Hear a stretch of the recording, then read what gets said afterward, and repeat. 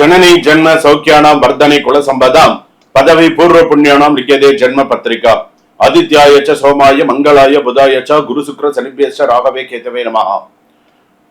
गजाननं भूतगणादि सेवितं कपित्थ जम्बो पलसार पक्षितम उमासुदं सोக विनाश कारणम नमामि विघ्नेश्वर பாதபங்கஜம்। உலகெங்கும் வாழக்கூடிய நெக்ஸ்ட்ஜென் நேயர்கள் அனைவருக்கும் வணக்கம்। நான் மக்கள் ஜோதிடர் மருத்துவ ஜோதிடர் டாக்டர் வி ராஜ்குமார் சிவாச்சாரியார் பேசுகிறேன்। எல்லாரும் எப்படி இருக்கீங்க? நலமா இருப்பீங்க நம்புறேன்। இன்றைய தினம் நாம் பார்க்கக்கூடியது செப்டம்பர் மாத ராசி பலன்கள்। இந்த காணொளியில் பார்க்கக்கூடிய ஒவ்வொரு ராசிக்கும் நிறைய விஷயங்கள் சொல்லியிருப்பேன்। எந்த எழுத்துக்களால் ஆரம்பிக்கக்கூடியவர்களால் பிரச்சனை எல்லாம் வரும் அப்படிங்கிற நிறைய விஷயங்கள் இதெல்லாம் நான் சொல்லியிருக்கேன்।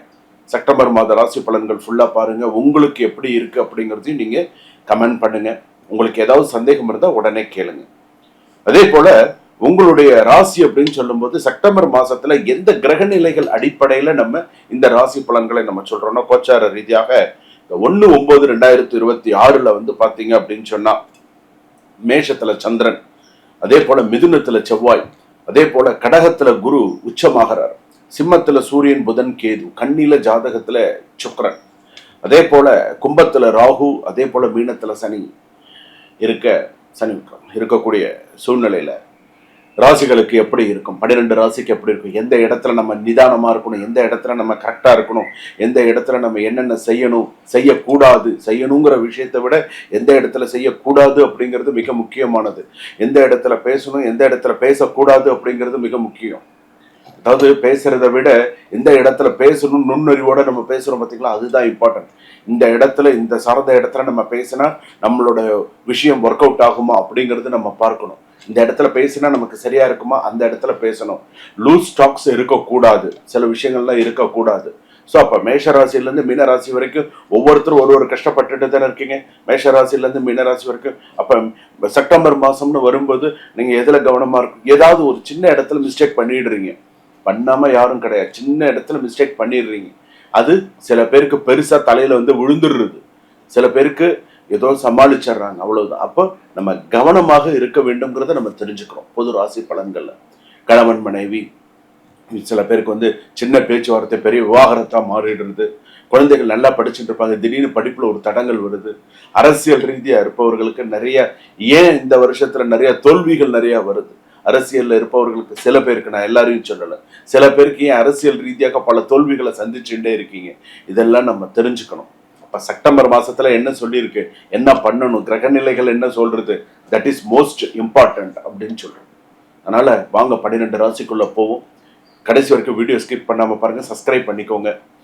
கடைசி உங்களுக்கு ஏதாவது சந்தேகமா இருந்தால் இமீடியட்டா ஒரு அப்பாயின்மெண்ட் ஃபிக்ஸ் பண்ணி ஜாதகம் பாருங்க, அப்பதான் நான் என்ன சொல்ல வரேன் அப்படிங்கிறது உங்களுக்கு தெரியும்। உங்க சுய ஜாதகத்தை நீங்க ஒரு முறை பார்த்துக்கலாம்। சுபம், வாழ்க வளமுடன், இன்பமே சூழ்க, எல்லோரும் வாழ்க। மகர ராசி நேயர்களை, மகர ராசிக்கு எப்படி இருக்கு செப்டம்பர் மாத ராசி பலன்கள்? திருவோண நட்சத்திரம் மகர ராசி இருக்கு, அவிட்டம் மகர ராசி இருக்கு, உத்திராட நட்சத்திரம் மகர ராசி இருக்கு। என்ன பண்றது, இப்ப 7.5 சனி எல்லாம் முடிஞ்செடுத்து இருந்தாலுமே நான் ஏதோ ஒரு சூழ்நிலையில எனக்கு ஏதோ ஒன்று விட்டு போற மாதிரியான ஒரு சில விஷயங்கள் இருக்கு அப்படிங்கிற மாதிரி இருக்கு। மகர ராசி பொறுத்தளவுக்கு ஏதோ ஒன்னதை இழந்த மாதிரியான சில சூழ்நிலைகள் இருக்கு। இந்த செப்டம்பர் மாசத்துல ஏதோ இழந்துருவோமோ, ஏதாவது நம்மளை விட்டு இழந்து போயிடுவோமோ அப்படிங்கிற ஒரு பயம் இருக்கு சிலருக்கு மட்டும், நான் எல்லாரையும் சொல்லல, சில ராசிகளுக்கு மட்டும்। இந்த அதாவது இப்போ மகர ராசி, இப்ப கல்யாணம் பண்ணியிருக்கீங்க, இப்போ துணை வேற ஒரு ராசியா இருக்கலாம், நட்சத்திரமா இருக்கலாம், அப்ப அந்த சில ராசிகள் அப்படின்னு வரும்போது ஒத்து போகாத சில சூழ்நிலைகள் கூட வரலாம்। ஸோ மகர ராசி பொறுத்தளவுக்கு கொஞ்சம் கவனமா இருங்க। திருவோண மகர ராசி எதை பத்தியும் கவலைப்பட மாட்டாங்க, சித்தம்போக்கு சிவம்போக்கு ஏதோ ஒன்று அப்படியே ஓடிடுன்னு வச்சுக்கோங்களேன், லைஃப் பார்த்துக்கலாம்। ஆனா அந்த அவிட்டம் மகர ராசியும் உத்திராடம் மகர ராசியும் வாழ்க்கை கேள்விக்குறியாக இருக்கிறதே ஏன்? இங்கதான் நீங்க பிரச்சனையே இங்கதான்। ஸோ அதனால பார்த்துக்கோங்க, வேலை விஷயத்துல கொஞ்சம் எச்சரிக்கையா இருங்க, அலட்சியம் காட்டாதீங்க, உங்களுடைய ஒவ்வொரு நடவடிக்கையும் ரொம்ப ஆழ்ந்து கவனிக்கப்படுகிறது। அதுவும் அரசாங்க வேலையில இருப்பவர்களுக்கு ரொம்ப ஆழ்ந்து கவனிக்கப்படுகிறது। எப்படி ஆழ்ந்து கவனிக்கப்படுகிறது அப்படின்னு சொன்னா, அரசாங்க வேலையில அதாவது நீ என்ன பண்ற ஏது பண்ற, இப்ப நீ திருவோண நட்சத்திரம் மகர ராசியாக இருப்பின், நீ உத்திராட நட்சத்திரம் மகர ராசியா இருக்க, அவிட்ட நட்சத்திரம் மகர ராசியா இருக்க அப்படின்னு வச்சுக்கோங்க, அதாவது ஒன்னு கூட வேலை பார்க்கக்கூடிய சக ஊழியர்கள்லாம் இருப்பாங்க இல்லையா, அவங்க ஒன்னு டார்கெட் பண்ணிட்டாங்க, உன்னை அந்த இடத்துல இருந்து தூக்குறதுக்கு டார்கெட் பண்ணியாச்சு. சோ நீ இப்ப என்ன தப்பு செய்ய போற, என்ன பண்ணிட்டு இருக்க தெரியாம ஒரு சின்ன செய்யக்கூடிய ஒரு தவறு கூட அத வேற மாதிரி கொண்டு போறதுக்கான வாய்ப்புகள் உண்டு. சோ அது பண விவகாரமா இருக்கலாம், இல்ல வேற ஏதாவது ஃபைல்ஸ் விவகாரமா இருக்கலாம். சோ பாத்துக்கோ, சரியா? தொழில் விஷயத்துல கூட யாரையும் நம்பாது. இவ்வளவு நாள் நம்பி எவ்வளவோ விஷயங்கள்லாம் பண்ணின போன வந்த பாத்துக்கலாம். குடும்ப விஷயத்துல அக்கறை செலுத்து. குடும்ப விஷயத்துல என்னென்ன வேணும், என்ன செய்யணும், என்ன பண்ணணும் பார்த்து பண்ணி ஈகோ கிளாஷ் ஆகாம இல்லாம பாத்துக்கும். சில பேருக்கு பாத்தீங்க அப்படின்னு சொன்னா இந்த மகர ராசி பொறுத்த அளவுக்கு 3வது மனிதர்களுடைய தலையீடு உன் குடும்பத்தில் இருக்கக்கூடாது. உறவினர்கள் சிலர் கலகம் செய்யலாம். சோ சில விஷயங்கள் இருக்கு, கவனமா இருக்கு. சொத்து விஷயத்துல நீ எடுக்கிறது தான் முடிவு. உன்னை தூண்டினாலோ மற்ற விஷயங்களை ஏதாவது சொன்னாலோ நீ செய்யாத. கரெக்டா கான்பிடென்டா கரெக்டா ஒரு முடிவு எடு. இப்போ உன்னை வேணும்னு சில விஷயங்கள் பண்ணுவாங்க, அந்த மாதிரிலாம் பண்ணிக்காத, கரெக்டா பண்ணு. ஷேர் மார்க்கெட்ல பார்த்து இன்வெஸ்ட் பண்ணு. மாணவ மாணவிகள் படிப்புல நிறைய கவனம் செலுத்திக்கோங்க. சீனியர் சிட்டிசன்ஸ் எல்லாம் கொஞ்சம் பார்த்துக்கோங்க. கலைத்துறையில இருப்பவர்கள்லாம் கொஞ்சம் பார்த்துக்கோங்க. உடல் நலத்துல அதிகமா கவனம் செலுத்துங்க. பெண்கள் வண்டி வாகனத்துல கவனமா போங்க. பண விஷயத்துல எச்சரிக்கையா இருங்க. யாரு பணத்துக்கும் நீங்க உத்தரவாதம் பண்ணிக்காதீங்க.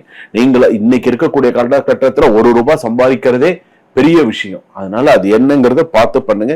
பெண்கள் விஷயத்துல எச்சரிக்கையா இருங்க. ஆண்களாக இருந்தால் பெண்கள் விஷயத்துல கவனமா இருங்க. ஏதாவது ஒரு சின்ன ஒரு அவப்பெயர் வந்துடும். ரிலேஷன்ஷிப்ல இருக்கிறவங்க எல்லாம் கவனமா இருங்க. நீங்க இப்ப ஒரு ரிலேஷன்ஷிப்ல ஒரு 10 வருஷமா இருக்க, 5 வருஷமா இருக்க அப்படின்னு சொன்னா அந்த ரிலேஷன்ஷிப் முறியறதுக்கான வாய்ப்புகள் நிறைய இருக்கு அப்படின்னு நம்ம சொல்லலாம். சோ அந்த மாதிரி ஒரு விஷயத்துல கொஞ்சம் கவனமா இருக்கணும் அப்படின்னு நான் சொல்லிடுறேன். மகர ராசி பொறுத்த அளவுக்கு சில விஷயத்துல எச்சரிக்கையா இருக்கு. சுபம், வாழ்க வளமுடன்.